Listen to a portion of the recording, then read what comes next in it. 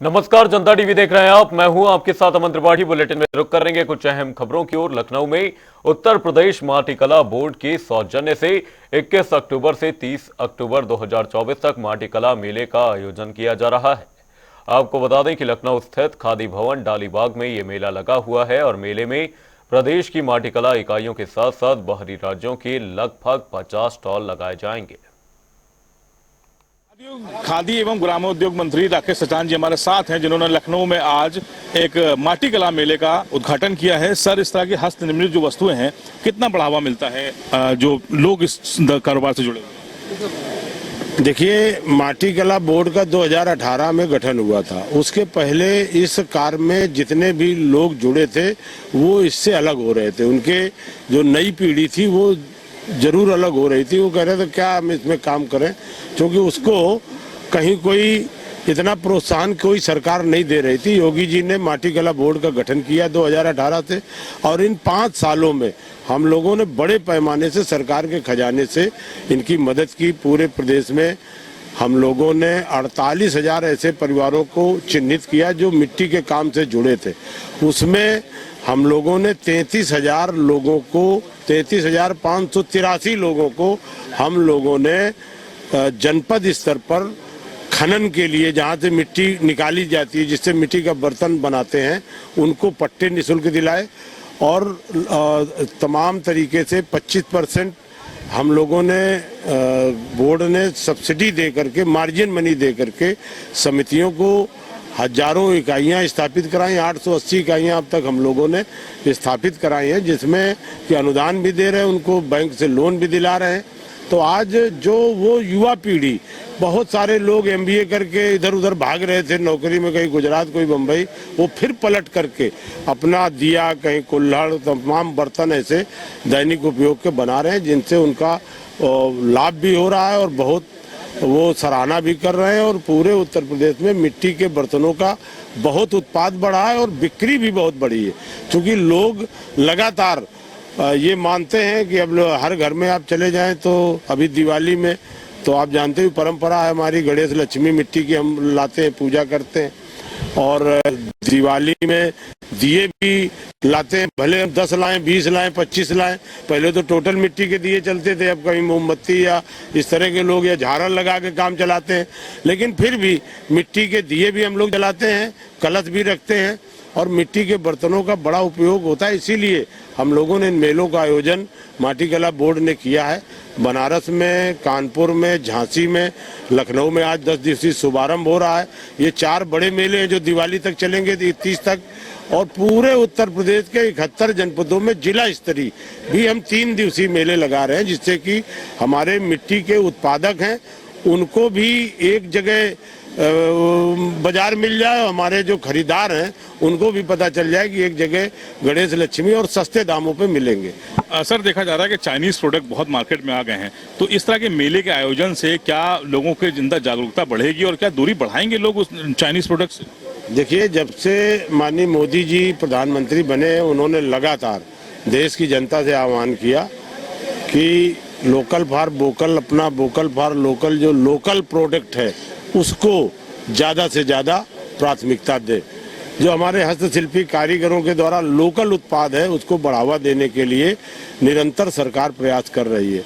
और उसी के चलते अभी इंटरनेशनल यूपी ट्रेड शो हम लोगों ने उत्तर प्रदेश का किया, जो एक द्वितीय संस्करण था। और उत्तर प्रदेश ही एक ऐसा अग्रणी प्रदेश है जो आगे बढ़ करके अपना ट्रेड शो किया, और उसमें जितने लोकल उत्पाद थे, ODOP के उत्पाद थे, कारीगर थे, उनको हम लोगों ने वहाँ एक मंच दिया, एक जगह स्टॉल दिया, जिसका बहुत अच्छा रिस्पांस मिला। और उसी के तर्ज पर मुख्यमंत्री जी के निर्देश पर हर मंडल स्तर पर अब इस तरह के मेले का आयोजन कर रहे हैं। जिला स्तर पर भी हम लोग इस तरह के मेले का आयोजन करते हैं, क्योंकि जब इस तरह से एक जगह बहुत सारी दुकानें लगती हैं तो लोग आते भी हैं, 10 जगह घूम करके उत्पाद को देखते हैं, खरीदारी भी होती है और प्रयास रहता है कि बाजार से सस्ते दामों पर उनको यहाँ सामान मिले। सर, एक राजनीतिक सवाल है। उपचुनाव की घोषणा हो चुकी है, 9 सीटों पर प्रत्याशी लगभग समाजवादी पार्टी की तरफ से उतार दिए गए हैं, सब PDA फॉर्मूले के तहत हैं। तो क्या भारतीय जनता पार्टी की जो लिस्ट आएगी, क्या उसमें PDA की कोई काट होगी?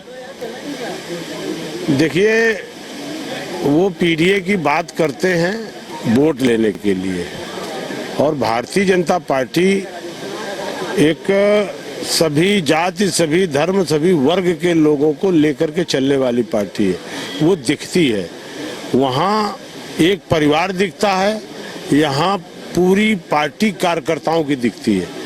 तो उनका नारा चलने वाला नहीं है, लोग गुमराह। लेकिन लोकसभा में लोग भ्रमित हुए, तमाम तरह से उन्होंने जो लोकसभा में इधर उधर का प्रचार किया, वो कहीं कोई सब जान रहे हैं कि उत्तर प्रदेश योगी जी के नेतृत्व में सुरक्षित है और देश मोदी जी के नेतृत्व में सुरक्षित है।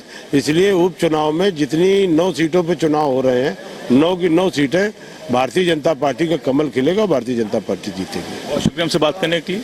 देखिए, राकेश सचान जी हैं, मंत्री हैं उत्तर प्रदेश सरकार में। इनका कहना है कि पहले तो जिस तरह के प्रोडक्ट्स मार्केट में लाए जा रहे हैं ताकि लोग जागरूक हों और अपने जो पारंपरिक तरीके हैं उनसे जुड़े। दूसरी तरफ उपचुनाव को लेकर भी उन्होंने कहा है कि जो 9 सीटों का जो चुनाव होना है उस पर भारतीय जनता पार्टी पूरी सभी सीटों पर जीत दर्ज करने जा रही है। लेकिन सवाल यही है कि क्या पीडीए का जो फॉर्मूला लोकसभा में काम किया, क्या उसी फॉर्मूले की कोई कार्ड भारतीय जनता पार्टी के पास है, या फिर उत्तर प्रदेश में वही पीडीए का फॉर्मूला नजर आने वाला है। कैमरा पर्सन आशीष के साथ तौखुर की जनता टीवी लखनऊ। प्रभारी मंत्री सतीश चंद्र शर्मा एक दिवसीय दौरे पर अमेठी पहुंचे, जहां उन्होंने सामुदायिक स्वास्थ्य केंद्र का औचक निरीक्षण किया।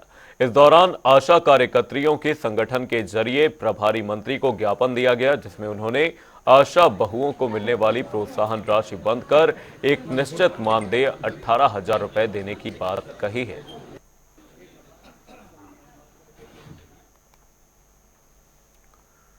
उत्तर प्रदेश में होने वाले उपचुनावों में नामांकन करने की अंतिम तिथि 25 अक्टूबर है और सभी पार्टियां 9 सीटों पर अपने प्रत्याशियों की सूची फाइनल करने पर मंथन कर रही हैं। इसी को लेकर जनता टीवी से राष्ट्रीय लोकदल के राष्ट्रीय प्रवक्ता रोहित अग्रवाल ने खास बातचीत की। क्या कुछ रहा इस बातचीत में, वो सुनिए। उत्तर प्रदेश में उपचुनाव का जो नामांकन है वो उसकी आखिरी डेट 25 तारीख है, यानी 25 अक्टूबर, अब से 3 दिन बाद। लेकिन जिस तरीके से उत्तर प्रदेश के अंदर सभी राजनीतिक दल इसको लेकर के काफी जो है सरगर्मियों के साथ लगातार मीटिंग्स कर रहे हैं, बैठकें चल रही हैं और जो प्रत्याशी हैं उनकी सूचियां भी जारी की जा रही है। लेकिन वहीं अगर बात की जाए राष्ट्रीय लोकदल की, तो राष्ट्रीय लोकदल क्योंकि एनडीए के सहयोगी दल है और राष्ट्रीय लोकदल को, जैसे कि पहले राष्ट्रीय लोकदल द्वारा 2 सीटों की मांग की जा रही थी, जिसमें से खैर सीट थी और मीरापुर सीट थी। हालांकि उस पर भी जो है बाद में मंथन हुआ भारतीय जनता पार्टी की ओर से और आखिरकार मीरापुर जो है वो राष्ट्रीय लोकदल को जो है सीट दे दी गई। हालांकि अभी तक राष्ट्रीय लोकदल ने जो है इस सीट पर अपना प्रत्याशी नहीं घोषित किया है।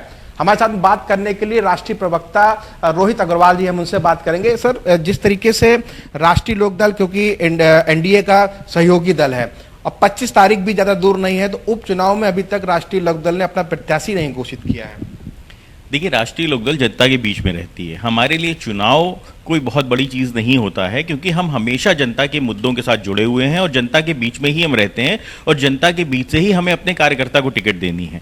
ये समस्या उन लोगों के लिए होती है जो हवाई जहाज से अपने कहीं ना कहीं टिकटार्थी उतारते हैं, जो जनता के बीच में खाली वोट लेने के लिए जाते हैं। उन लोगों के लिए ये समस्याएं होती है, जैसा कि हम देख रहे हैं कि किस तरीके से समाजवादी पार्टी और कांग्रेस का कलेश चल रहा है। तो राष्ट्रीय लोकदल तैयार है। आज शाम तक या कल तक हम आपको अपना उम्मीदवार भी बता देंगे। बात की जाए महाराष्ट्र और झारखंड में भी चुनावी बिगुल बच चुका है और वहां पर भी अब राष्ट्रीय लोकदल क्या अलायंस के तहत जो है अपना प्रत्याशी उतारेगी या फिर जो है स्वतः जो है खुले मन से जो है चुनाव लड़ेगी? देखिए, राष्ट्रीय लोकदल का गठबंधन एनडीए के साथ है और पूरे देश में राष्ट्रीय लोकदल एनडीए को समर्थन करने का काम कर रहा है। हमारा अपना संगठन है झारखंड और महाराष्ट्र में और हम संगठन से चर्चा करेंगे। अगर संगठन चाहेगा तो हम चुनाव में जाएंगे और जिस भी चुनाव में हम जाएंगे वो एनडीए के साथ ही उतरने का हम काम करेंगे। बात की जाए, अभी खबर आ रही है कि शायद कांग्रेस ने जो एक यहाँ पर उत्तर प्रदेश के अंदर जो उपचुनाव होने हैं वहाँ पर पहले 2 सीटों की मांग की जा रही थी। 2 सीटें शायद अखिलेश यादव उनको दे भी रहे थे, लेकिन अब चूंकि कांग्रेस का एक जो जानकारी मिल रही है कि उन्होंने यू टर्न कर लिया है। उन्होंने कहा वो यूपी में उपचुनाव में नहीं मैदान में उतरेंगे, बल्कि अखिलेश यादव को यानी समाजवादी पार्टी को सपोर्ट जरूर करेंगे। क्या कहेंगे? देखिए, इंडिया गठबंधन सिर्फ और सिर्फ गुमराह करने का काम कर रहा है जनता को। कहीं से भी इंडिया गठबंधन इंटैक्ट नहीं है। देखिए, आम आदमी पार्टी, उसका अपना बीन बांसुरी बज रहा है, ममता बनर्जी, उनकी अपनी बीन बांसुरी बज रही है। साउथ में भी स्थितियां बहुत अच्छी नहीं दिखाई पड़ रही हैं, कहीं ना कहीं इंडिया गठबंधन ध्वस्त होता हुआ दिखाई पड़ रहा है। वैसे ही समाजवादी पार्टी और कांग्रेस का गठबंधन जो है वो मध्य प्रदेश में हमने देखा था किस तरीके से कांग्रेस वालों ने समाजवादी पार्टी को उनकी हैसियत दिखाने का काम किया था। रात को 1 बजे तक उनके नेताओं को बैठाए रखा, उसके बाद उनको कुछ नहीं दिया। और हरियाणा में तो जिस तरीके से समाजवादी पार्टी को हैसियत ऑन कैमरा बताई गई, तो कहीं ना कहीं जब उत्तर प्रदेश में कांग्रेस इंटर करती है तो वो समाजवादी पार्टी बड़े भाई की भूमिका में है। और वो जो मध्य प्रदेश और हरियाणा का बदला है वो उत्तर प्रदेश में बराबर करने का काम समाजवादी पार्टी के प्रवक्ता और नेता कर रहे हैं उस चीज को। इसलिए इनका गठबंधन धरातल पे कहीं पे नहीं है, ये सिर्फ स्वार्थ का गठबंधन है, जनता के वोटों को लूटने का गठबंधन है। ये कहीं भी धरातल पे टिकने वाला नहीं है और ये सिर्फ आपके सामने भ्रम फैलाने की कोशिश की जा रही है। समाजवादी पार्टी ने कांग्रेस को उसकी हैसियत उत्तर प्रदेश में दिखा दी है। हाँ, बिल्कुल, जिस तरीके से आपने बताया, आखिरी सवाल इसी से जुड़ा हुआ है कि जिस तरीके से कांग्रेस अब यहाँ चुनाव नहीं लड़ेगी, यहाँ उपचुनाव में, और नहीं उतारेगी अपने प्रत्याशी, तो क्या लगता है कि कहीं इंडिया गठबंधन के जो अंदर ही अंदर कहीं राज चल रही है, इसका यही उसका एक कारण है? नहीं, इंडिया गठबंधन तो एग्जिस्ट करता ही नहीं है। इंडिया गठबंधन तो ये लोग सिर्फ और सिर्फ कहीं ना कहीं उसको टोकरे की तरह उठा के ढोने का काम कर रहे हैं।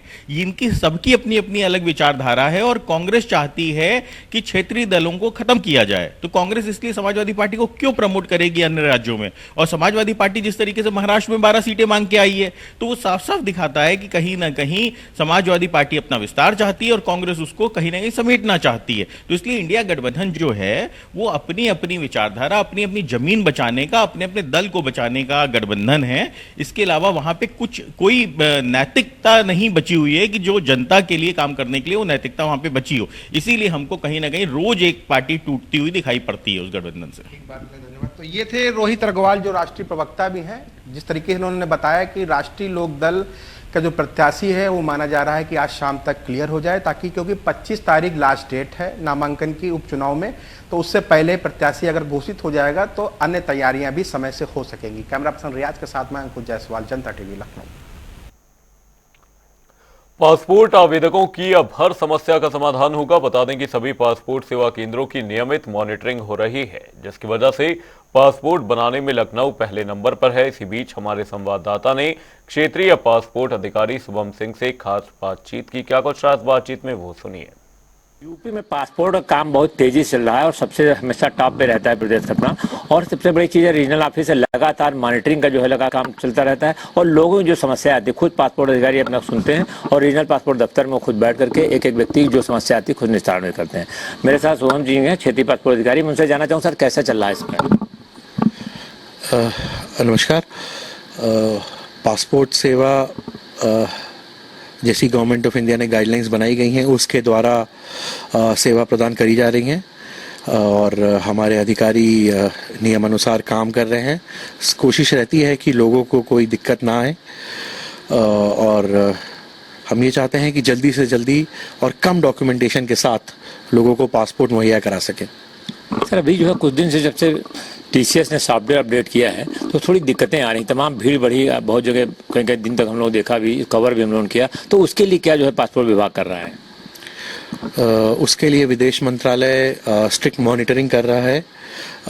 मध्य विदेश मंत्रालय ने अपनी गाइडलाइंस इशू करी हैं और टीसीएस के साथ मिलके हम इस समाधान का परमानेंट सॉल्यूशन निकालने की पूरी कोशिश कर रहे हैं और जल्दी ही ये प्रॉब्लम सॉल्व हो जाएगी। सर, अभी आपने जो कर्मचारियों स्वास्थ्य के लिए जो है हेल्थ कैंप का आयोजन किया, इस हेल्थ कैंप से कितना फायदा मिले लोगों को? हेल्थ कैंप जनरल अवेयरनेस के लिए हमने स्टैब्लिश किया है। अभी हम एक डेंटल कैंप भी इस्टेब्लिश कर रहे हैं दिवाली के अराउंड और ऐसे इनिशिएटिव हम लेते रहेंगे ताकि लोगों में हेल्थ के रिगार्डिंग अवेयरनेस बढ़े। दो पासपोर्ट सेवा से इससे कोई लिंक नहीं है, बट ऐसे हेल्थ कैंप से लोगों में हेल्थ की अवेयरनेस बढ़े, इसीलिए यह ऐसे कैंप की शुरुआत की गई है। पासपोर्ट आवेदकों से आप कुछ कहना चाहेंगे? मैं पासपोर्ट आवेदकों से बस ये कहना चाहूँगा कि आप अपनी एप्लीकेशन खुद ही भरें, अपने डॉक्यूमेंट्स खुद ही तैयार करवाएं, एजेंटों के चक्कर में ना पड़ें और कोशिश करें कि जो आपके पास डॉक्यूमेंट हों वही इन्फॉर्मेशन आपने अपने एप्लीकेशन में भरी हो, तो आपको कभी भी पासपोर्ट एप्लीकेशन में दिक्कत नहीं आएगी। Thank you.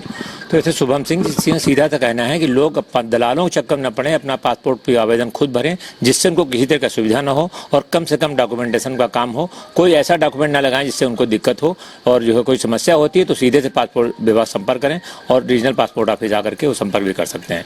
कहना पसंद आशीष के साथ TN मिश्रा, जनता TV, लखनऊ। हापुड़ में बहादुरगढ़ थाना क्षेत्र के सदरपुर गांव में एक ही परिवार में मां और 2 मासूम बच्चों को सांप के काटने का मामला सामने आया है, जिसके बाद तीनों को गंभीर हालत में अस्पताल पहुंचाया गया था। वहीं इलाज के दौरान दोनों बच्चों की मौत हो गई थी। बताया जा रहा है कि घायल मां की भी मौत हो गई है, जिसके बाद पूरे परिवार में कोहराम मचा हुआ है।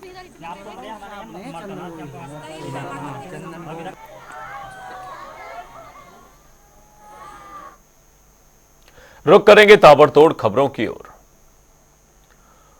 हमीरपुर में मामूली विवाद को लेकर पति से नाराज पत्नी ने लगाई फांसी, मामले की जांच में जुटी पुलिस। आगरा पहुंची राज्य महिला आयोग की अध्यक्ष, सर्किट हाउस में की जनसुनवाई, पीड़ितों की सुनी समस्याएं। हमीरपुर में शहीद के बेटे ने की नौकरी की मांग, डीएम से लगाई न्याय की गुहार, सीएम के नाम का सौंपा ज्ञापन। हमीरपुर में तेज रफ्तार ट्रैक्टर से टकराई बाइक, हादसे में बाइक सवार युवक की मौत। बदायूं में सिरफिरे ने तेज धारदार हथियार से ग्रामीणों पर किया हमला, हमले में 4 लोग गंभीर रूप से घायल, मामले की जांच पड़ताल में जुटी पुलिस। बहराइच में ब्राह्मण एकता परिषद ने पुलिस पर लगाया गंभीर आरोप, पुलिस के खिलाफ डीएम को सौंपा ज्ञापन, उचित कार्रवाई करने की उठाई मांग। मैनपुरी में तेज प्रताप यादव ने भरा नामांकन, करहल सीट से लड़ेंगे चुनाव, नामांकन के दौरान अखिलेश यादव रहे मौजूद। अलीगढ़ के सुभाष चौक से चोरी की घटना आई सामने, किसान की जेब काटकर 50,000 की नकदी की पार, पीड़ित ने थाने में दी तहरीर। आगरा में लखनऊ एक्सप्रेसवे पर यात्रियों से भरी बस पलटी, 50 यात्री थे सवार, 4 यात्री घायल। बलिया में अल्ट्रासाउंड क्लिनिक पर हुई छापेमारी, अवैध जांच केंद्र समेत 3 क्लिनिक किए गए सील। उन्नाव में सरकारी ट्रांसफार्मर लगाने के लिए ग्रामीणों से की गई वसूली, बिजली विभाग पर लगे गंभीर आरोप। अलीगढ़ में 2 पक्षों में मारपीट का वीडियो हुआ वायरल, 5 लोग हुए घायल। फिरोजाबाद में साड़ी की दुकान में लगी भीषण आग, लाखों का सामान जलकर हुआ राख, मौके पर पहुंची पुलिस, मामले की जांच में जुटी। बरेली में सड़क किनारे भारी मात्रा में बेची जा रही सरकारी दवाएं, सीएमओ पर लगा लापरवाही का आरोप। बदायूं एसएसपी ने शहीद दिवस पर शहीदों को दी श्रद्धांजलि, शहीद पुलिसकर्मियों के परिजनों को शॉल देकर किया सम्मानित। सहारनपुर में ट्रेन से चोरी हुई बच्ची को लुधियाना से किया गया बरामद, पत्नी से तलाक के लिए बच्ची के पिता ने ही साजिश को दिया था अंजाम।